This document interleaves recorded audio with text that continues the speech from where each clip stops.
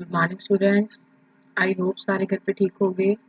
And last में जो मैंने चैप्टर करवाया था प्रीवियस वीडियो में, सेकंड चैप्टर स्टार्ट करवाया था इंट्रोडक्शन टू एमएसएसएस। तो उसमें हमने डाटाबेस बनाना सीखा था बेटा। आई होप आप सबने वो वीडियो देखी होगी। अगर उस आपने वो वीडियो देखी है तो ही आपको ये वीडियो समझ में आएगी बेटा। अगर नहीं देखी तो पहले वो आपको कंप्लीट करनी पड़ेगी, देन ये स्टार्ट करनी है। तो लास्ट वीडियो में बेटा मैंने होमवर्क भी दिया था। आई होप आपने वो क्वेश्चंस कर लिए होंगे अपनी नोटबुक पे। प्रॉपरली अपनी नोटबुक बनाते रहिए और वीडियोस को देखते रहिए। इस तरह से जो भी चीज़ आपको समझ में नहीं आई हम क्लास में ज़रूर डिस्कस करेंगे, बट फिर भी अपनी एफर्ट्स को आप कंटिन्यू रखिए। देन बेटा लास्ट वीडियो में हमने लास्ट टॉपिक क्या था, टेबल बनाने के टू टाइप्स देखे थे हमने। एक तो डाटा शीट व्यू बनाया था एक डाटाबेस में टेबल के लिए, और एक बनाया था हमने डिज़ाइन व्यू। तो आज हम डाटा शीट व्यू में देखेंगे टेबल कैसे बनता है। Creating a table in data sheet view. ये व्यू कौन सा होता है बेटा, न्यू टेबल बनाने के लिए हमें डाटा शीट व्यू और डिजाइन व्यू में से चूज करना होता है। तो सबसे पहले हम डाटा शीट व्यू में लेंगे। टेबल आपको पता ही है रोज और कॉलम्स में होता है। रोज आर रिकॉर्ड होते हैं और कॉलम्स में क्या स्टोर होते हैं, आपके फील्ड्स होती हैं। When you create a new database, MSSS automatically opens a new table in datasheet view। कहते जब भी हम डाटाबेस बनाते हैं तो वो ऑटोमेटिकली कौन सा व्यू ओपन होता है, डाटा शीट। क्योंकि बाय डिफॉल्ट कौन सा व्यू ओपन होता है बेटा, डाटा शीट। दो ही व्यू होते हैं, डाटा शीट और डिजाइन व्यू। तो सबसे पहले डाटा शीट क्यों कर रहे हैं, क्योंकि ये बाय डिफॉल्ट ही ओपन हो जाता है अगर आप सिलेक्ट करो ना करो। MSSS automatically names the first field as ID as shown in figure 2.6। कहते जब आप डाटाबेस बनाने के लिए क्रिएट करने पे क्लिक करते हो, जो टेबल होता है पहला, उसका जो पहला नेम होता है फील्ड का, कॉलम का, वो आईडी अपने आप ही दे देता है बाय डिफॉल्ट। क्यों? क्योंकि डाटाबेस बनाने का मतलब यही होता है कि जो डाटा आप बना रहे हो वो यूनिकली आइडेंटिफाई हो, उसमें कोई डुप्लीकेसी ना हो। तो वो अपने आप इसको यूनिक नंबर देता रहेगा, फिर आपको पता लगता रहेगा कि मैंने ये नंबर इस चीज को दे दिया है तो ये नंबर दोबारा से यूज नहीं हो सकता। तो ये यूनिकली आइडेंटिफाई करेगा हर एक फील्ड्स को जो भी हम इस टेबल में एंटर करेंगे। तो आपको इसमें कुछ नहीं फिल करना होता आईडी में, ये अपने आप ही फिल होता रहता है। और रिकॉर्ड्स और फील्ड ऊपर पड़े थे। रिकॉर्ड्स किस तरह होते हैं, इस तरह रोज में होते हैं हॉरिजॉन्टल में, और फील्ड इस तरह कॉलम में होती हैं वर्टिकल वे में। तो यहाँ पे देखो दिया गया ID is important because it act as a unique identity of record. Unique identity, जैसे आप स्कूल में आपका अगर टेबल बनाना हो मैंने डाटाबेस में आपकी क्लास का, तो आपके रोल नंबर्स देखो यूनिक होते हैं। आपका जो एडमिशन नंबर होता है स्कूल का वो यूनिक होता है, अलग होता है सबका। नेम के अकॉर्डिंग देखे तो नेम सेम भी हो सकता है, अगर फादर नेम के अकॉर्डिंग देखे वो भी सेम हो सकता है कई बार। तो आईडी एक इस तरह का फील्ड होता है हमारे पास जिसमें यूनिक आइडेंटिटी होती है, किसी की भी सेम नहीं हो सकती। तो इसीलिए ये आईडी अपने आप ही लेता है, बहुत इंपॉर्टेंट फील्ड होती है इसकी। टू ऐड वन और मोर टेबल्स टू योर डाटाबेस। ये तो हमने देखो एक टेबल एंटर कर लिया। अगर आपने और भी टेबल्स एंटर करने हैं, क्योंकि डाटाबेस का मतलब भी क्या होता है, मोर देन टू टेबल्स को जब हम कलेक्ट करते हैं आपस में रिलेटेड करते हैं उनको, तो वो डाटाबेस बनता है। तो एक टेबल से क्या बनेगा, तो इसीलिए ज्यादा टेबल्स को एंटर करना है तो हम किस तरह से करेंगे। सबसे पहला स्टेप है बेटा, आपको जहां ऊपर टैब्स आती होती है वहां पे आपको कौन सी टैब पे क्लिक करना है, क्रिएट टैब पे। फर्स्ट पॉइंट क्रिएट टैब पे क्लिक करने के बाद सेकंड पॉइंट आता है टेबल। तो आप टेबल पे क्लिक करोगे तो आपका जो टेबल बनाने का जो सेकंड टेबल आपका ओपन हो जाएगा। नेक्स्ट आता है बेटा entering data using data sheet view. अब देखो हमने टेबल तो बना लिया, जैसे वो विंडो आपके पास आ गई है ना, ये वाली। अब इसमें आपको डाटा डालना है, तो वो हम सीखते हैं डाटा कैसे डलता है। तो ये कहते हैं ये वाला डाटा आपने डालना है, ये तो डाटा बना के दिया, पर डलेगा कैसे उसके लिए हमें स्टेप्स पढ़ने पड़ेंगे। To enter data using data sheet view follow these steps. Start entering the first record in click to add column. ये देखो जहाँ पे आईडी आया था ना, ये छोटा सा देखो व्यू बनाया हुआ आईडी। आईडी पे हमने कुछ नहीं भरना, हमने सीधा दूसरे नंबर पे क्लिक करना जहाँ पे हमारी नेक्स्ट फील्ड आएगी। कहते क्लिक टू ऐड कॉलम पे जाइए। Do not enter anything in ID field. कहते आईडी फील्ड में कुछ नहीं फिल करना आपने। MS assess automatically enters a unique number. कहते आईडी फील्ड में अपने आप यूनिक नंबर ले लेगा। प्रेस द टैब की टू मूव द नेक्स्ट। अगर सपोज हम एक बॉक्स से दूसरे बॉक्स में जाना चाहते हैं तो कौन सी की प्रेस करनी है, tab. While entering records, your screen will look like as this। कहते जब आप एंटर करोगे रिकॉर्ड्स इस तरह से आपको रिकॉर्ड दिखेंगे। देखो जब यहाँ पे मैंने कुछ नहीं दिया, उसने अपने आप ले लिया टू। फील्ड वन में मैंने वन नंबर एंटर किया, फिर टैब प्रेस की, दूसरे पे आ गई, नेम लिख दिया, फिर तीसरे पे आ गई, क्योंकि ऊपर देखो डाटा दिया हुआ है हमें। तो हमें इस तरह का डाटा ही एंटर करना है, रोल नंबर फिर नेम इस तरह से, फिर टू नंबर इस तरह से, 5 रिकॉर्ड्स हमने एंटर करनी है। पेंसिल आइकन इसमें क्या दिखाता है बेटा, ये दिखाता है the record is being entered और एडिटेड। मतलब इस रिकॉर्ड में इस लाइन में कुछ ना कुछ एंटर किया जा रहा है या फिर एडिट किया जा रहा है। और यहाँ पे देखो ये येलो या ऑरेंज कलर का शो होता है आउटलाइन। इसका क्या मतलब होता है, इस बॉक्स में आप एंट्री कर रहे हो। येलो और orange highlight cell show that this field of record will be is being entered और एडिटेड। वही चीज बता रहा है भी आप इस बॉक्स में कुछ ना कुछ ऐड कर रहे हो, एंटर कर रहे हो, ये कलर से शो होता है। ये क्या था बेटा, डाटा शीट व्यू में डाटा को एंट्री करनी। देखो जिस तरह से हमने एक किया उसी तरह से जब आप नेक्स्ट करना चाहोगे एंटर प्रेस करोगे तो आप दूसरी में आ जाओगे, तीसरी में आ जाओगे, इस तरह से एंटर होते रहेंगे। After entering all the records, the column titles और field names also need to be changed। कहते देखो यहाँ पे ये क्या होते हैं, कॉलम के नेम है, आईडी तो अपने आप आ गया, इसमें कुछ नहीं करना हमें, field 1, field 2, field 3, field 4। But हमें क्या पता लगेगा ये 1 क्या है, सुधांशु क्या है, तो हमें फील्ड्स के भी नेम चेंज करने पड़ेंगे। जैसे कि हमने ऊपर टेबल में देखा था, फर्स्ट का नेम देना रोल नंबर, दूसरे का नेम देना नेम ऑफ द स्टूडेंट, फिर section, date of birth, next आपके पास आए मार्शल आर्ट एक्टिविटी जो भी है उनकी, एंड स्पोर्ट्स आ जाता है।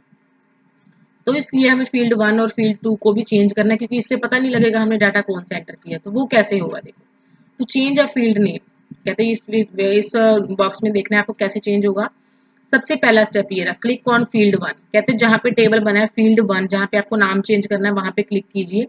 वहां पे क्लिक करने के बाद आपको सेकंड स्टेप पे जाना है, फील्ड टैब। जो ऊपर टैब्स आ रही हैं देखो, होम, क्रिएट, उसमें आपको कौन सी टैब पे जाना है, फील्ड टैब पे। Third step, click on the name and caption. ये रहा नेम एंड कैप्शन, जो भी फील्ड को आप नेम देना चाहते हो बेटा, in the properties group to open the enter field property dialog box. जब आप इस पे क्लिक करोगे नेम एंड कैप्शन, ये वाला बॉक्स ओपन हो जाएगा आपके पास।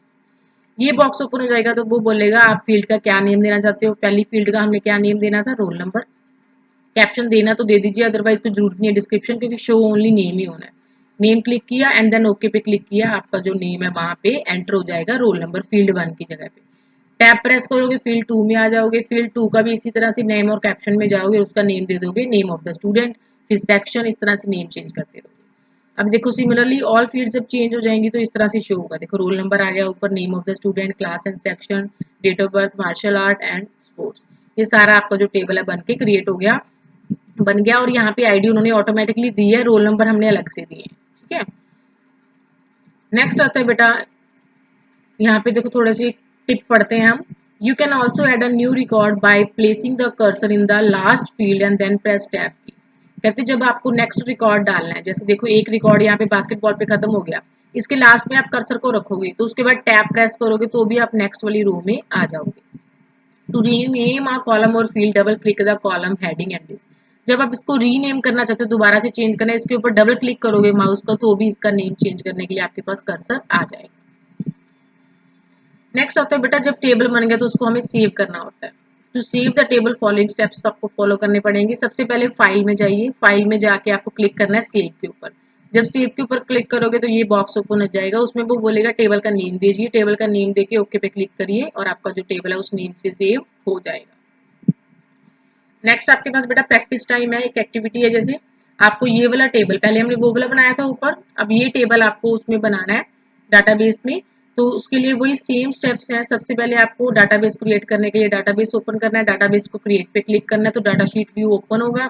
उसमें आपको फर्स्ट रिकॉर्ड आईडी वाला तो छोड़ ही देना है, उसके बाद add, click to add record आएगा, उसमें एक टैब प्रेस करके एक एक करके आप एंट्रीज डालते जाओगे। उसके बाद देखो टैब प्रेस करके आगे हो गए। देन आपको नेक्स्ट रिकॉर्ड के लिए मैंने आपको बताया था, लास्ट पे क्लिक करके टैब भी प्रेस करते हो या फिर शॉर्टकट की है control plus plus together. Control के साथ प्लस दबाना है बेटा आपको, तो भी आप नेक्स्ट रिकॉर्ड एंटर करने के लिए आ जाओगे नीचे। Then change the field names, और एंड में हमने ये फील्ड नेम चेंज करने होते हैं। वहाँ पे फील्ड 1, फील्ड 2 लिखा होता है, आपने लिखना है serial number, name of the patient, age, phone number. ये तो हो गया बेटा आपका क्रिएटिंग और जो भी हो गया उसमें डाटा डालना हो गया, सेव करना हो गया। नेक्स्ट आता है बेटा data types in MS Excel. अब देखो बेटा जैसे ये रिकॉर्ड है आपके पास, इसमें अलग अलग तरह का डाटा आ रहा है ना। जैसे यहाँ पे नंबर आ रहे हैं, यहाँ पे टेक्स्ट आ रहा है, और यहाँ पे फिर नंबर्स आ रहे हैं, और यहाँ पे फिर फोन नंबर है, तो नंबर की कितनी बड़ी रेंज आ रही है। तो इन चीजों को हमें डाटा टाइप देनी पड़ती है। वो डाटा टाइप क्या होती है, किस तरह का डाटा आप उसमें एंटर कर रहे हो। जैसे कि फॉर एग्जाम्पल मैं आपको दे रही हूँ, मैंने आपको 2-3 फिलअप्स दे दिए ना, मैंने उसमें सिक्योरिटी लगा दी भी, इस बॉक्स में सिर्फ टेक्स्ट ही एंटर होगा, तो आप नंबर एंटर करोगे तो उसमें नंबर एंटर नहीं हो सकते। किसी में मैंने लगा दिया भी इसमें नंबर ही एंटर करने हैं, आप टेक्स्ट एंटर करना चाहोगे तो टेक्स्ट एंटर नहीं होगा, एरर आ जाएगी। उसी तरह से इसमें भी थोड़ी सी रिस्ट्रिक्शंस होती हैं। ये एस हमें अलाउ करता है store different types of data in a table, अलग अलग तरह का डाटा हम स्टोर कर सकते हैं। तो इसके लिए डिफरेंट तरह की हमें क्या लेनी पड़ती है, डाटा टाइप्स। तो उन डाटा टाइप्स का मीनिंग पढ़ते हैं हम क्या होता है। डाटा टाइप, फिर वो स्टोर कैसी होगी, डाटा उसमें किस तरह का स्टोर होगा और उसकी यूजेस क्या है। सबसे पहले अगर हम डाटा टाइप लेते हैं बेटा टेक्स्ट, जब नेक्स्ट वीडियो आएगी उसमें आपको पता लगेगा डाटा टाइप कैसे यूज होती है। जब मैंने किसी पे रिस्ट्रिक्शन लगा दी टेक्स्ट, तो उसमें क्या क्या यूज कर सकते हो बेटा आप, number, alphabet and special character, ये सारा टेक्स्ट में ही आ जाता है। टू स्टोर टेक्स्ट और numbers that do not require calculation, ऐसा नंबर और टेक्स्ट जिसकी कोई कैलकुलेशन नहीं करनी है आपको। लाइक जैसे इस तरह पे एज था या फोन नंबर था, इसमें कोई कैलकुलेशन तो नहीं करनी है, आपने सिर्फ नंबर फिल करना है, इस तरह का data. Such as mobile number, store up to 255 character, पर इतना डाटा जो 255 करेक्टर तक ही लॉन्ग हो, उससे ज्यादा करेक्टर जो लॉन्ग होता है वो टेक्स्ट में नहीं आ सकता। सिर्फ 255 करेक्टर्स तक ही आप उस नंबर को एंटर कर सकते हो, या करेक्टर को या स्पेशल करेक्टर को, जो भी है। नेम भी आपका आ जाता है इसमें, या कोई और भी चीजें। नेक्स्ट आता है मीमो, इसमें भी सेम चीजें एंटर करोगे, पर इसकी जो लिमिट है वो बढ़ जाती है, 65536 हो जाती है। ये किस लिए यूज होता है, लेंदी टेक्स्ट के लिए। लंबे लंबे टेक्स्ट, जैसे आपको पूरा एड्रेस लिखना है किसी का ना, कोई आपको शॉर्ट में डिस्क्रिप्शन देनी है किसी चीज की ना, लॉन्ग डिस्क्रिप्शन नोट्स देने हैं किसी चीज के, तो आपको कौन सी डिस्क लेनी पड़ेगी, मेमो। नंबर्स में ओनली नंबर यूज होते हैं। अब आप कहोगे टेक्स्ट में तो नंबर और अल्फाबेट दोनों यूज हो रहे थे, बट नंबर में टेक्स्ट यूज नहीं होता, अल्फाबेट यूज नहीं होता, कौन सा यूज होता है, कल्ले number only. To store numbers on which calculation has to be done, जहाँ पे प्लस माइनस करना होगा वो वाले नंबर्स ऐड होते हैं इसमें, पर इसमें जो इन्होंने कहा है मनी वाले सिंबल्स यूज नहीं होंगे, मनी वाला जो भी डाटा होगा वो एंटर नहीं होगा। डेट एंड टाइम, अगर डाटा टाइप लेते हैं तो उसमें डेट एंड टाइम ही स्टोर होगी ओनली, और कुछ नहीं होगा। करेंसी, करेंसी में ओनली नंबर्स ऐड होंगे और उसमें करेंसी का सिंबल अपने आप आ जाएगा, आपको नंबर ऐड करने हैं। ऑटो नंबर, बहुत इंपॉर्टेंट डाटा टाइप है बेटा ऑटो नंबर। जब आपको अपने आप आपको लगता है भी मैंने कंटिन्यू रखनी है नंबर 1 2 3 4, तो आप बार बार थोड़ा ना उस चीज को लोगे, आप एक बार उसकी डाटा टाइप सेट कर दोगे ऑटो नंबर, तो वो अपने आप ही नंबर आगे बढ़ाता रहेगा 2 3 4 5 6 7, क्योंकि कंटिन्यू होता है ऑटो नंबर का मतलब अपने आप ही नंबर आते रहेंगे। तो ये स्टोर करना है यूनिक सिक्वेंशियल और random numbers that are automatically inserted when a record is added.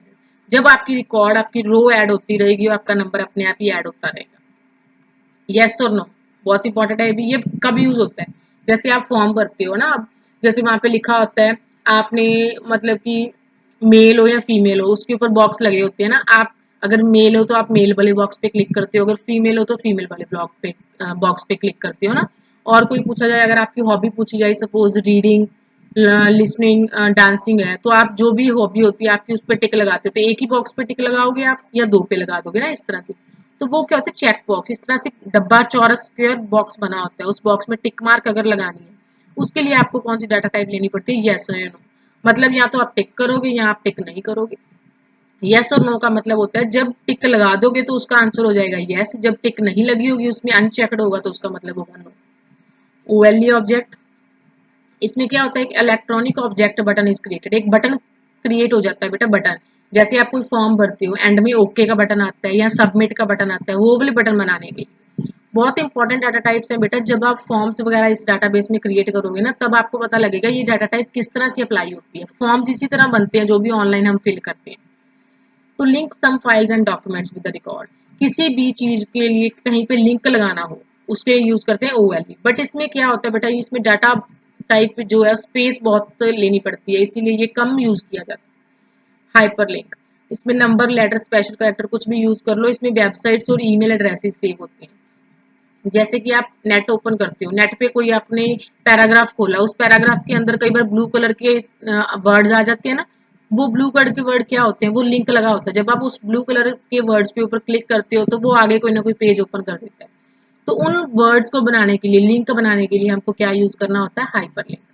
Attachment, ये भी एक बटन क्रिएट करता है, इसमें भी फाइल्स और डॉक्यूमेंट्स को अटैच किया जाता है, पर इसमें और ओएलई में फर्क क्या होता है, ओएलई में स्पेस ज्यादा चाहिए होती है, इसमें स्पेस कम चाहिए होती है, इसलिए प्रेफर किया जाता है।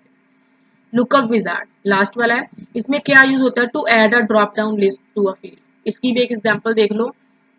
सपोज आपको जैसे फॉर्म भर रहे हो, आपको सिटी एंटर करनी है ना, या फिर आपको स्टेट एंटर करनी है, तो आप साथ में एक एरो होता है, उस एरो पे क्लिक करते हो तो आपके पास सारी स्टेट्स आ जाती हैं, उसमें से आप पंजाब चूज करते हो, भी हम पंजाब में रहते हैं। तो उस तरह की लिस्ट आपको शो करनी है, ड्रॉप डाउन लिस्ट जिसको कहते हैं, भी एरो पे क्लिक करने पर नीचे लिस्ट आ जाए और उस लिस्ट में से आपको चूज करना है भी आपको कौन सी चीज लेनी है ना, वो होता है लुकअप विजार्ड। आई होप बेटा आपको ये डाटा टाइप समझ में आ गई होंगी। नेक्स्ट आपके पास ये था लेट्स रिव्यू। इसके आंसर्स मैं नहीं दूंगी आपको, ये अपने आप ही करने हैं। इसमें क्या बताया गया, categorize the following data into various data types in MSSS. Data types अभी पढ़ी है ना हमने, तो आपको ये बताना है ये डाटा कौन सी डाटा टाइप लेने पे हमारे पास एंटर होगा। जैसे मैं पहला करवा देती हूँ 5:15 AM, date and time data type लेनी पड़ेगी क्योंकि ये टाइम एंटर हो गया। ये क्या है, नंबर, तो इसके लिए हमें नंबर डाटा टाइप लेनी पड़ेगी। इस तरह से आपको नेक्स्ट वाले करके देखनी है, जो भी नहीं हुआ एक बार छोड़ देना क्योंकि ये बुक में ही करना है। एमसीक्यूज है नेक्स्ट, आपको ये भी करने हैं और फिल इन द ब्लैंक्स भी है। हो सकता है लास्ट वाला एमसीक्यू और लास्ट वाला फिलअप आपसे ना हो क्योंकि ये टॉपिक आपका नेक्स्ट वाली वीडियो में आएगा, एक बार छोड़ देना, बाकी 4 कर लेना। नेक्स्ट वीडियो में 5 वाला भी क्लियर हो जाएगा। ओके स्टूडेंट्स, ये बुक पे सारा होमवर्क कर लेना, सबको समझ में आया होगा। Okay students, have a nice day, bye bye.